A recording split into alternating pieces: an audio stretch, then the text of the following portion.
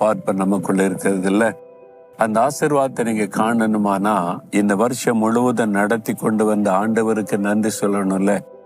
வசனத்துல என்ன இருக்குன்னு பாத்தீங்கன்னா 2 கொரிந்தியர் 9:15 தேவன் அருளிய சொல்லி முடியாத ஈவுக்காக அவருக்கு ஸ்தோத்திரம்.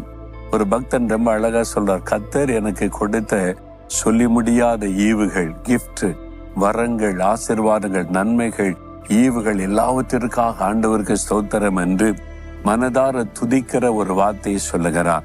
நாம அவரை துதிக்கணும்ல. இந்த நாட்கள் அதிகமாக துதிப்பதற்கு நேரத்தை செலவு பண்ணுங்க. இந்த ஆண்டு முழுவதும் கர்த்தர் நடத்தி கொண்டு வந்த பாதையை திரும்பி பாருங்க. நம்முடைய பாவத்திற்கு ஏற்ற தண்டனை கொடுத்திருந்தா நம்ம அழிஞ்சிருப்போம்ல. ஆண்டவர் மன்னித்து கிருபையாய் நம்மளை பாதுகாத்து நடத்தினார். எத்தனை ஆபத்து வந்துச்சு, ஆனா அந்த ஆபத்துக்கெல்லாம் விலக்கி காத்தார். வியாதி வந்துச்சு, ஜெபம் பண்ண உடனே ஆண்டு சுகம் கொடுத்தார், ஜெபத்திற்கு பதில் கொடுத்தார்.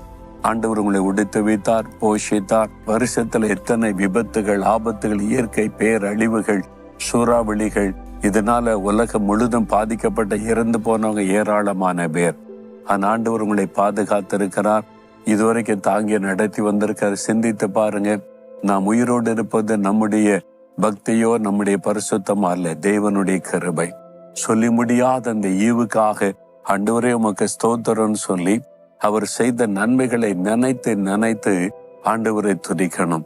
நம்ம நன்றி உள்ள இருதயத்தோடு இருந்தா தேவன் மகிழ்ச்சியோடு நம்மை ஆசீர்வதிக்க முடியும். புது வருஷத்துல நீங்க புதிய நன்மை ஆசீர்வாதத்தை பெறணுமானா இந்த வருஷத்துல செய்த நன்மைகளுக்காக ஆண்டவரை சொல்லி சொல்லி ஆண்டவரை ஸ்தோத்திரம் பண்ணுங்க.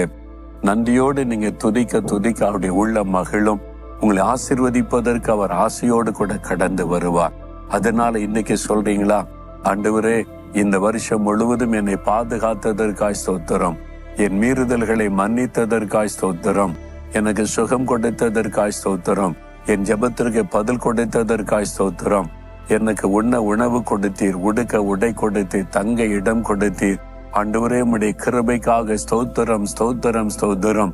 ஆவிக்குரிய ஆசீர்வாதங்களை கொடுத்தீர், நல்ல நல்ல ஈவுகளை தந்தீர். எல்லாவற்றிற்காக கோடி கோடி கோடி ஸ்தோத்திரம். இயேசுவே உமக்கு ஸ்தோத்திரம். பிதாவாகிய தேவனே உமக்கு ஸ்தோத்திரம். என்னை பாதுகாத்து நடத்துகிற பரிசுத்த ஆவியானவரை ஸ்தோத்திரம் என்று உம்மை துதிக்கிறேன். சொல்லி முடியாத ஈவுகளுக்காக ஸ்தோத்திரம் ஸ்தோத்திரம். இயேசுவின் நாமத்தில் ஸ்தோத்திர பலிகளை ஏறெடுக்கிறேன் பிதாவே. ஆமேன்.